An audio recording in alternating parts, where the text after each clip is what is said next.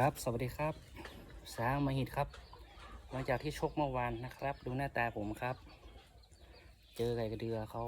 แชมป์1 สมัยแล้วนะครับเนี่ยผมไก่ใหม่นะครับดูนะครับประมาณนี้นะครับ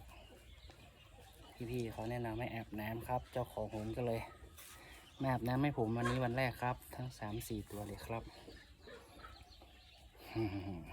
เรามือใหม่ทั้งเจ้าของทั้งไก่ครับ แต่เราจะก้าวไปด้วยกันครับสร้างชื่อก่อนนะครับ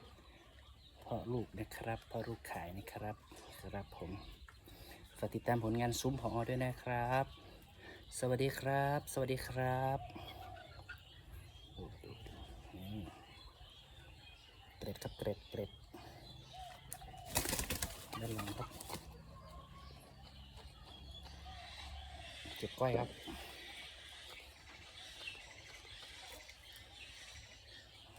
แจม